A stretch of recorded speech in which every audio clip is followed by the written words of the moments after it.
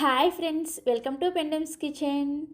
ఈరోజు వీడియోలో చాలా టేస్టీగా ఉండే మా పల్లెటూరి స్పెషల్ పప్పుచారుని ఎలా ప్రిపేర్ చేసుకోవాలో చూపించబోతున్నాను. తప్పకుండా ఈ ప్రాసెస్లో మీరు కూడా ఒక్కసారైనా సరే ట్రై చేసి టేస్ట్ని ఎంజాయ్ చేయండి.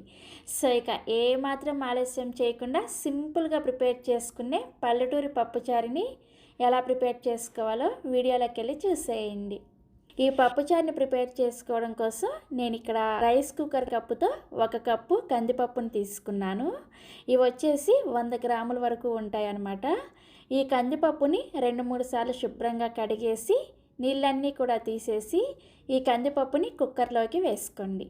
నెక్స్ట్ ఇందులోకి మీరు ఏ కప్పుతో అయితే కందిపప్పును వేసుకున్నారో అదే కప్పుతోటి 2 కప్పుల దాకా నీళ్ళని పోసుకొని దీని మీద మూత పెట్టేసి ఈ కందిపప్పుని కనీసం ఒక 15 నిమిషాల పాటు నానపెట్టుకోవాలి. మీకు ఒకవేళ టైం ఉంటే అరగంట సేపు అయినా సరే నానపెట్టుకోవచ్చు. నెక్స్ట్ ఇంకొక గిన్నెని తీసుకొని అందులోకి ఒక పెద్ద నిమ్మకాయ సైజ్ అంతా చింతపండుని వేసుకోండి. ఈ చింతపండుని ఒకసారి శుభ్రంగా కడిగేసి ఆ నీళ్ళన్నీ కూడా తీసేసి మళ్ళీ తిరిగి మీరు తాగే మంచినీళ్ళను పోసుకొని ఈ చింతపండుని కూడా నానబెట్టుకోండి. సో ఒక 15 నిమిషాల తర్వాత కందిపప్పు మనకి చక్కగా నానిపోయాయి. ఇప్పుడు ఇందులోకి ఒక మీడియం సైజులో ఉండే ఉల్లిపాయని ఇలా ముక్కలుగా కట్ చేసుకోండి. అలాగే 2 మీడియం సైజులో ఉండే పండిన టమోటాల ముక్కలు, 3 లేదా 4 పచ్చిమిర్చీలని ఇలా ముక్కలుగా కట్ చేసుకొని ఈ ఉల్లిపాయ, టమోటా, పచ్చిమిర్చిని ఈ పప్పులోకి వేసేసుకోండి.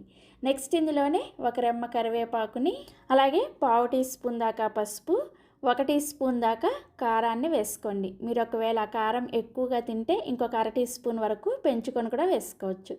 నెక్స్ట్ ఇందులోనే 1 టీ స్పూన్ దాకా నూనెను కూడా వేసుకొని ఇవన్నీ కూడా కలిసేటట్లుగా ఒకసారి కలుపుకొని కుక్కర్ మూత పెట్టేసి విజిల్ పెట్టుకొని ఒక 4-5 విజిల్స్ వచ్చేంత వరకు మీడియం ఫ్లేమ్లోనే ఉడికించుకోవాలి.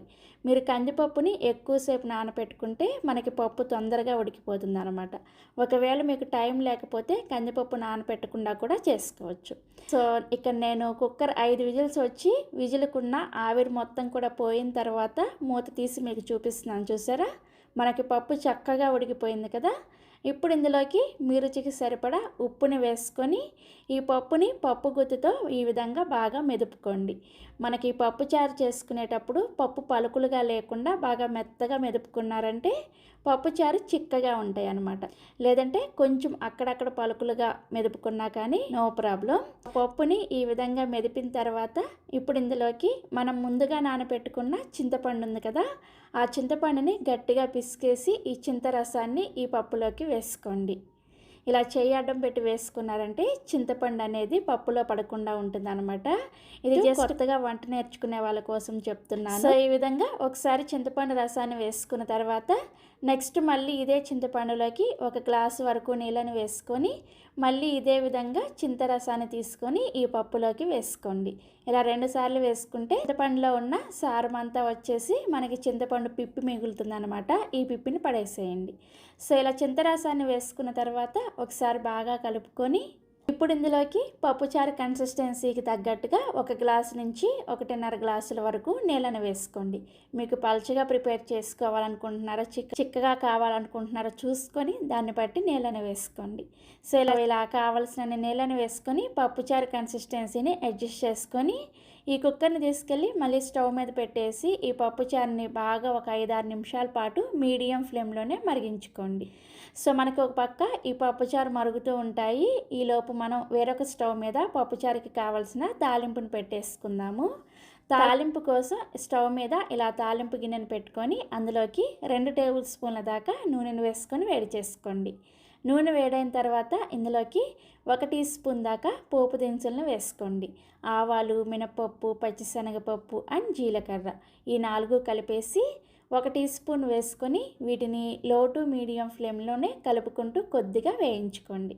సో మనకి పోపు దినుసులు ఇలా కొద్దిగా వేగిన తర్వాత ఇప్పుడు ఇందులోకి ఒక 4-5 వెల్లుల్లి రెబ్బల్ని పైన పొట్టు తీసేసి ఇలా కొంచెం కచ్చా పచ్చాగా దంచుకొని వేసుకోండి. నెక్స్ట్ ఇందులోనే 1 లేదా 2 ఎండుమిర్చిని కట్ చేసుకొని వేసుకోండి. అలాగే ఒక చిన్న ఉల్లిపాయని ఇలా చిన్న చిన్న ముక్కలుగా కట్ చేసుకొని వేసుకొని ఉల్లిపాయ ముక్కలు మెత్తబడేంత వరకు మీడియం ఫ్లేమ్లోనే వేయించుకోండి. సో ఉల్లిపాయ ముక్కలు ఇలా కొంచెం మెత్తబడిన తర్వాత ఇందులోకి ఒక రెమ్మ కరివేపాకును కూడా వేసుకొని కరివేపాకు క్రిస్పీగా వేగి ఉల్లిపాయ ముక్కలు కూడా కొంచెం లైట్గా గోల్డెన్ బ్రౌన్ కలర్ వచ్చేంత వరకు వేయించుకోండి. సో ఉల్లిపాయ ఈ విధంగా రంగు మారిన తర్వాత ఇందులోకి సన్నగా తరిగిన కొత్తిమీర కూడా కొద్దిగా వేసుకొని కలుపుకోండి. ఇలా తాలింపులోనే కొత్తిమీర వేసుకొని కలుపుకోవడం వలన పప్పుచారు చాలా చాలా టేస్టీగా ఉంటాయి. ఇలా కలుపుకొని స్టవ్ ఆఫ్ చేసేసి మనం వేరొక స్టవ్ మీద పప్పుచారుని ఆల్రెడీ బాయిల్ చేసుకుంటున్నాం కదా, ఈ పప్పుచారులోకి ఈ తాలింపుని వేసుకొని కలుపుకోండి. కలుపుకున్న తర్వాత మళ్ళీ ఒక 2 నిమిషాల పాటు ఈ పప్పుచారుని తాలింపుతో పాటే మరిగించుకోవాలి. మీడియం ఫ్లేమ్లో మరిగించుకోండి. ఇలా తాలింపు వేసిన తర్వాత కూడా పప్పుచారుని ఒక 2 నిమిషాల పాటు మరిగించుకున్నారంటే ఈ తాలింపు ఫ్లేవర్ అంతా కూడా పప్పుచారుకు పట్టి చాలా చాలా టేస్టీగా ఉంటాయి. తప్పకుండా పప్పుచారుని తాలింపు వేసుకొని మరిగించుకోండి. సో ఒక 2 నిమిషాల తర్వాత స్టవ్ ఆఫ్ చేసేసి ఈ పప్పుచారుని వేడివేడిగా అన్నంలో కానీ లేదంటే ఇడ్లీలో కానీ దోశలో కానీ వేసుకొని తిని చూడండి. చాలా చాలా టేస్టీగా ఉంటాయి. చాలా సింపుల్గా ప్రిపేర్ చేసేసుకోవచ్చు ఈ పప్పుచారుని. పప్పుచారు ఎప్పుడు ప్రిపేర్ చేసుకున్నా సరే పులుపు, ఉప్పు, కారం ఇవి 3 కూడా బ్యాలెన్స్గా వేసుకున్నారంటే ఇక దీని ముందు ఏది పనికిరాదు, అంత టేస్టీగా ఉంటాయి. సో ఇక నేను చూపించిన పద్ధతిలో ఒక్కసారైనా సరే ఈ పప్పుచారుని ట్రై చేసి చూడండి. ట్రై చేస్తారు కదా, ట్రై చేసిన తర్వాత మీకు టేస్ట్ ఎలా అనిపించిందో ఈ వీడియో కింద కామెంట్ సెక్షన్లో నాతో షేర్ చేసుకోవడం అస్సలు మర్చిపోవద్దు. అలాగే మరిన్ని ఎమ్మీ అండ్ టేస్టీ రెసిపీస్ కోసం వెంటనే పెండెమ్స్ కిచెన్ని సబ్స్క్రైబ్ చేసుకోండి. Thank you.